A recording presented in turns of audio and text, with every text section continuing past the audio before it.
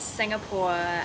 We are currently in our second leg of our 7-week adventure, but before we dive into Singapore stuff, I wanted to take you through quickly, because I really appreciate this kind of thing, is we just spent 27 days in Bali, and I wanted to just sort of break down like some of these. It's like probably 95% accurate. I have done my best to kind of keep track of everything, but I wanted to do 27 days in Bali and the total cost of that. So in 27 days we stayed in 5 different locations across Seminyak, Ubud, 2 in Ubud, Canggu and Sanur, for a total of, I think it was 27 days when we left. We spent $1,558 on those accommodations. Now that ranged from 2-star through to 4-star. We could have definitely kept it cheaper by staying at guest houses, but the Canggu portion we wanted to treat ourselves for that. On Grab, so Grab is what we used for food delivery, especially when we were unwell.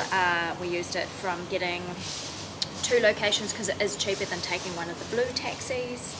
We spent about $81 on Grab, and so that does include, actually I lie, that doesn't include food, that is just transport costs. So I managed to get us a free pickup from the airport to Seminyak, so the $81 is actually just all transport costs across Bali. We spent, because we found a nice little place in Sanur in the end, we spent about $240 on beauty treatments, whether that be massages, foot massages. I think we had a facial in there. We kind of treated ourselves, especially at the beginning, because we hadn't gone and treated ourselves for a while, so we're really looking forward to that. So for us that was a money well spent. Now we've got an other category here, and in the other category we have things like Steph brought himself a couple of shirts and a hat. I had a little sniffly cold like 2 days into our trip, so I needed some nasal spray, some other bits and pieces that kind of didn't fall into the other main categories, and we spent about $600 in that category as well. And then we come down to food. So we spent $1,632 on food. The first couple of days we struggled a bit to find like cheaper places, just simply because of our location, but once we got settled down into places, and that's the benefit of staying in places a decent amount of time, is that you get to find the locals. So once we got into local warangs, some of our meals were like $20 to $25 for both of us, including a beer for Steph and a mocktail for me. So that's about $1,600 odd, which is pretty good. That does include our Grab food, that does include purchasing water, like snacks from the Circle K's and everything like that. So my calculations might be slightly off because I am working off a spreadsheet and I don't know what I've quite done to it, but roughly I worked out that we spent in the 27 days in Bali, it's $4,255. Now that does include everything. That includes our entry fee, which was $100 into Indonesia, and that's pretty much everything, which works out about $78 a day per person. So this was way more expensive than we were initially thinking. We were thinking Bali was going to be back what it was pre-pandemic. Food we're finding is more priced like Western food. Some of your, when I say price like Western food, it's, you might go out for brunch and spend $40 in New Zealand. Some of this was like $30, $32. So food pricing in Bali is definitely going up. So it's best to get on Google Maps, look at the good reviews, go to local warangs and really search around for pricing. So we found that once we kind of got our bearings on where we were, we could easily suss out where the cheaper places were to eat. Grab and Gojek do food deliveries, and that's a great way to get local food at cheaper costs, at a cheaper price. So sometimes we were ordering meals and it was like $12, $15 and getting delivered to where we were staying. So it's a good option if you are wanting to go down that path.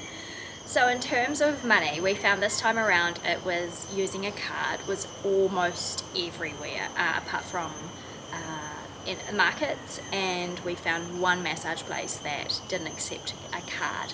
So before we went traveling, we signed up for a Wise card. I'll put a link below for a Wise card. If you are traveling, we cannot recommend this enough. We were able to convert money into Indonesian rupees.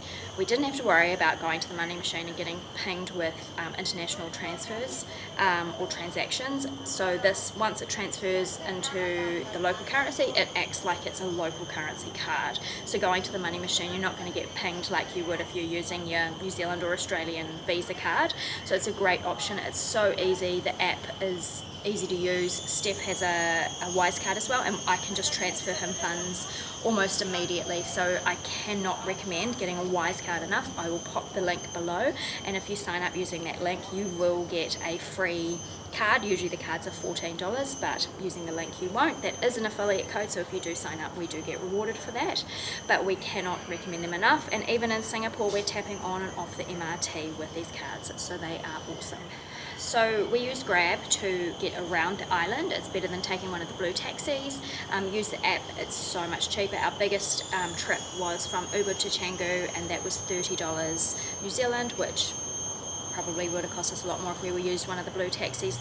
They are so easy to use, so you can just use the app, download the app, the Gojek app and the Grab app before you leave your country, so that it's all set up ready for you to go. You can log in using, or you put your Wise card in, which is what we did, so the money was being deducted off that. Remember, buy bottled water, mind the ice. The other thing that we did was we took some antibiotics away with us, anti-nausea, anti-diarrhea pills, simply because when we did get sick, we were able to get onto some antibiotics for our tummy problems, which we got hit with quite severely.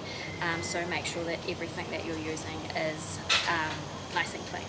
So overall, the 27 days that we spent in Bali were a little bit more expensive than what we were expecting. However, it didn't take away from the fact that it was still a lovely place to go, and we had a lot of fun, and yeah, we had a really good break in Bali, and bring on Singapore.